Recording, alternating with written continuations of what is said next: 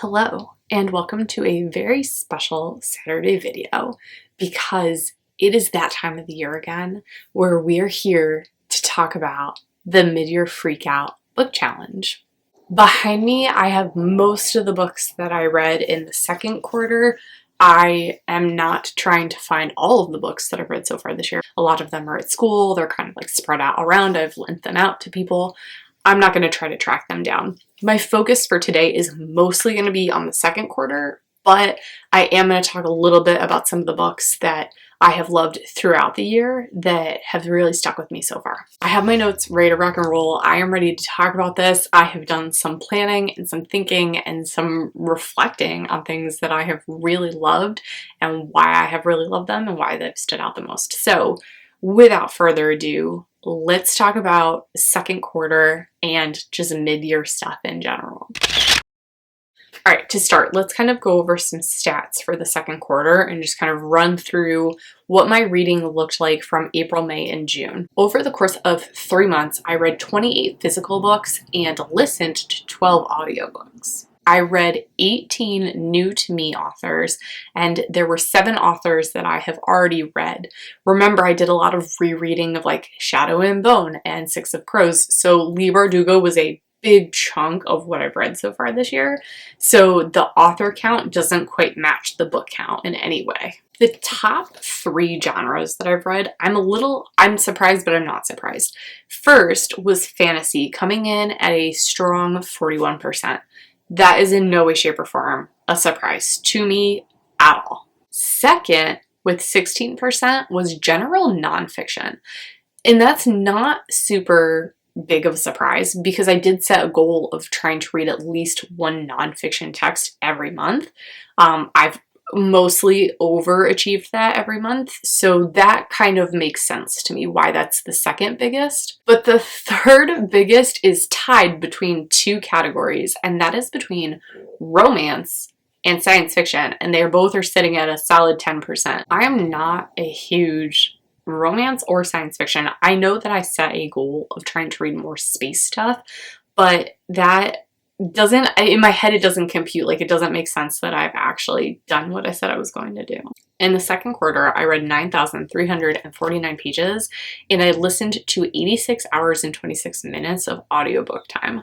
That's a lot of listening and a lot of reading. I have given out 9 5-stars, 12 4-stars, 12 3-stars, 2 2-stars, and 2 1-stars this quarter. The last category that I want to talk about specifically for quarter 2 before we get into the rest of the mid-year freakout tag are the top 5 5-star books that I read in the second quarter. So I pulled out the 5 that were the most meaningful and impactful in some way, shape, or form to me. I feel like these come as absolutely no surprise to anybody because I think I talked a lot about them, especially if I really truly loved them. So we have The Edge of Anything, we have A Monster Calls, we have The Cannon's Edge, Rule of Wolves, and So You Want to Talk About Race. The Edge of Anything by Nora Shalloway Carpenter is like my top read for this quarter. I loved the characters. I loved the plot. I loved the look at mental health. I loved the atmosphere. I just thought that it was really well written and that it covered a lot of different aspects of life as a teenager. I absolutely loved A Monster Calls by Patrick Ness, and this idea came from a woman called Siobhan Dowd who I think had the idea but then passed away, if I'm not mistaken. Yes, she died at 47. So she had the idea and they, I guess, had talked about it, and then he took it and made this massive creation out of her idea. I loved the illustrations throughout. I felt like it amplified the mood of the story so much.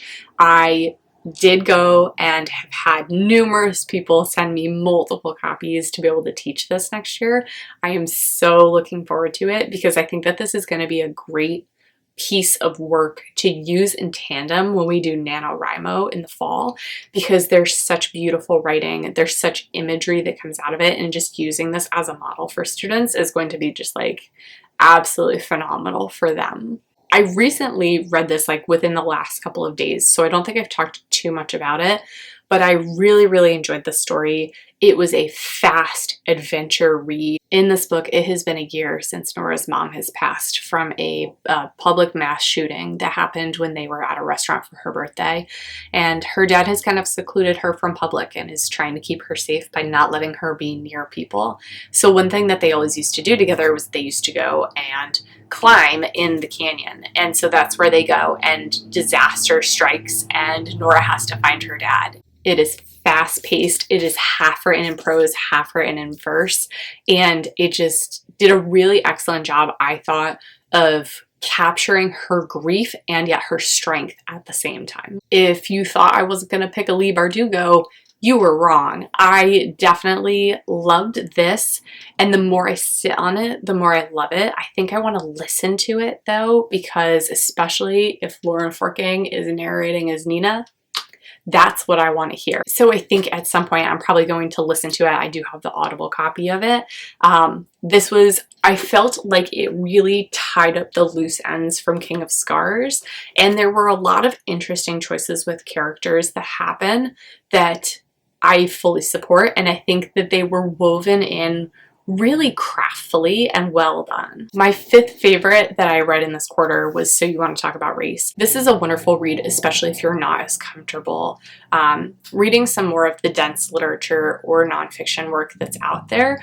I felt like it was broken down in a very simplified way that helped you to understand why it's so important to be having these conversations and how microaggressions are built into our society. I really enjoyed how there were anecdotes from the author woven throughout. So that way there was a lot of information and factual information, but then there was also personal experience that was woven in. All right, we are now on to the official mid-year book freakout challenge tag, whatever you want to call it. Here we go. The first prompt is the best book that you have read so far this year. And I hate this question. It is always so hard for me to narrow down my favorite, but I'm going to go with two. I am still highly in love with this book. I think about it often. I loved the characters. I know that this book is not for everyone. I know that it is very slow. It's very detailed. But at the time when I read it, it was just right for me for whatever reason. Usually, I'm not a fan of that kind of thing. But this has stuck out with me for so long that this is probably so far still my top, but I also really enjoyed this book, especially in this quarter. I loved the characters. I loved the discussion of mental health. I loved that it took place in an area that I was really familiar with, which is the Blue Ridge Mountains in North Carolina.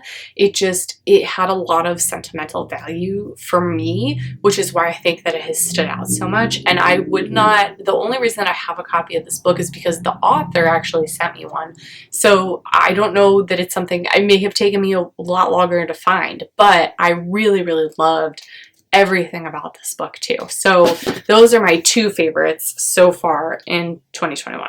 I have not been reading a lot of books that have sequels to them. So the only one that I can say at this point is Rule of Wolves was the best sequel that I've read. I love following Nina's story. I love Nikolai and Zoya's story.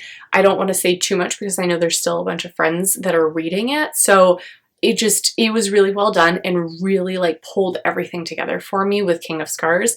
And I wonder where it's going to go from here, if she's going to keep following more of their perspectives or if it's going to kind of rein it back in and change up who we see it from. The book that I am looking forward to reading that has recently been released is Blackout, and there are a plethora of authors that go with this. So we've got Danielle Clan, Tiffany D. Jackson, Nick Stone, Angie Thomas, Ashley Woodfolk, and Nicola Yoon. So it is a collection of short stories. Pretty much what happens is in New York City, there is a blackout one night, and there are 6 different short stories about people and events and things that are happening during the middle of this blackout, and they all have a common thread. Besides the blackout, there's a common thread among them all.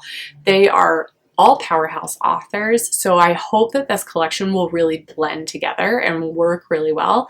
I'm super excited about looking forward to it. For a book that is going to be released in the second half of the year but hasn't come out yet that I am highly anticipating, I haven't really had a chance to look, so I did a really fast search, and something that came up is the sequel to a book I haven't even read yet, but I finally have a copy of it and I'm kind of excited about it because I've seen nothing but great and wonderful things.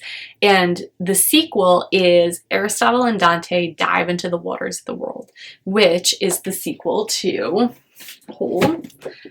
Aristotle and Dante Discovered the Secrets of the Universe. This is actually something I just got in my Hope in a box and stole it to be able to read it this summer because I want to be able to recommend it to students in the fall. So that's pretty cool that there's a sequel coming out. So I can kind of time my book talk of this with, hey, this one also just came out. So if you liked this one, let's try that one too. The biggest disappointment to me this quarter, this year so far, was something that maybe I banked too much hope on. I don't really know. But it was Ziggy Stardust to me, and it wasn't what I thought it was gonna be, and I was pretty disappointed by it. There's a couple of others that like were real letdowns, like An American Marriage. But I think because I did this as a birthday readathon, and I suggested to everybody to go get it, and then everybody went and got it, and I was like, this sucks. It's not what I thought it was. So to me, this emotionally and personally was like the biggest letdown. I just thought it was going to be more than what it was, and it didn't live up to my own hype. Sometimes I shouldn't hype books because then I don't like them. The book that was the biggest surprise for me was Far From the Tree, and the reason that I picked this one is because not that it went a totally different direction than I thought it was going to go, I just didn't think that I was going to like it. I thought it was going to be like too teen-like and like teen romance, and like, that's not my favorite, and I wasn't really sure what I was getting into with this, but the story of these three siblings and how they find each other, and the like trying to acknowledge what they've experienced being separated and trying to figure out like who their mom is or where she is, and the story behind her, it was really well done. I really enjoyed the writing. It was definitely a slow burn. It was really detailed, but I really enjoyed how the three stories tied together and that they very easily bounced off of one another. And I thought it was a really great just like lesson about, not even lesson, but it had a lot to say about kids who are adopted versus kids who end up in the foster care system. I don't know that this is like personal experience for her, but she seemed very knowledgeable about it. I just thought that the whole thing was really well written, and I really enjoyed the characters. Okay, I'm coming back around to this because this is my favorite new to me author. I don't know if this is a debut of hers. She has also written another book called Yoga Frog and has an upcoming YA anthology called Rural Voices. But this is a new to me author, definitely. I really appreciated her sending the book, and I just really enjoyed the story. I would probably definitely pick up something else by her. I'm very curious about the Rural Voices anthology because that may be something that I could easily add to my own curriculum working in a rural district as well. So I'm gonna have to go check that one out. My new fictional crush, Jane Sue, has won my heart in this book.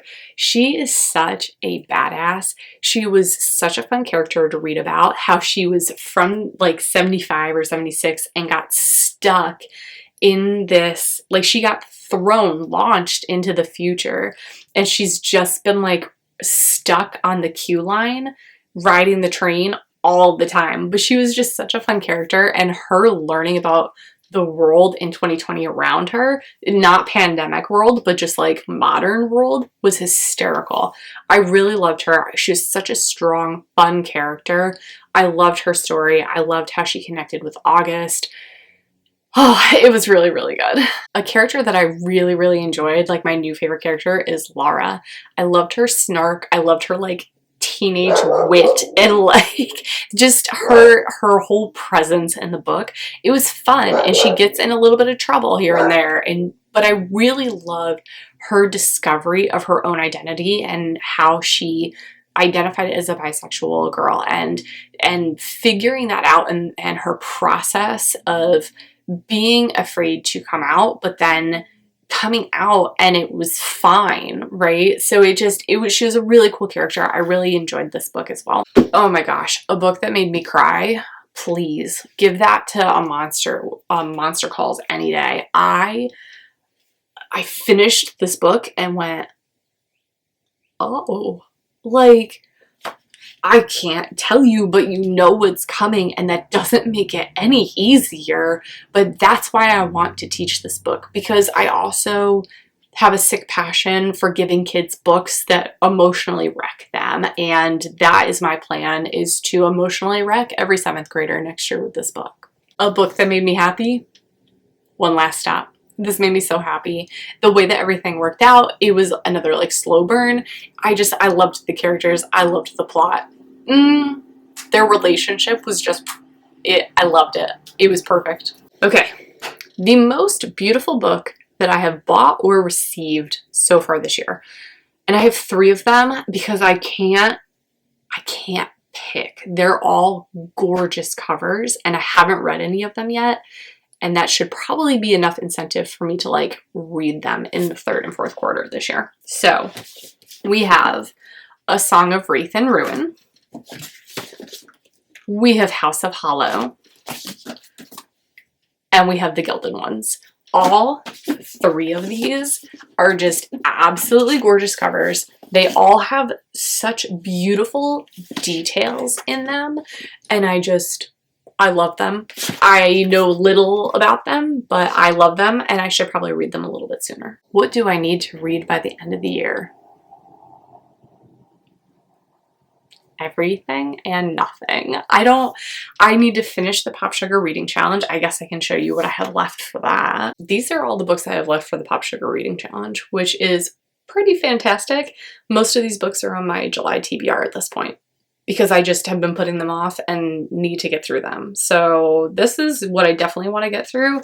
And then then it opens up for so much more flexibility and stuff once I get these done. I feel like I don't have to then feel pressured to select certain books unless I decide to do other kinds of challenges or things like that as we get closer, which is cool. I feel like I made really, really good progress so far with it this year. But now we're getting to the painful part of it. So I'm getting there. So these are the books that I read in the 2nd quarter, and I've shared a little bit about some of the books that I've read throughout this year, some of my favorites, some of my not so favorites. I hope that you really enjoyed this video and listening to the mid-year book Freakout tag. If you're interested in making your own video, that would be super cool. I would love to see what books that you've read so far this year. If there are any favorites or non-favorites that I've talked about that you want to comment below on, go ahead and let me know.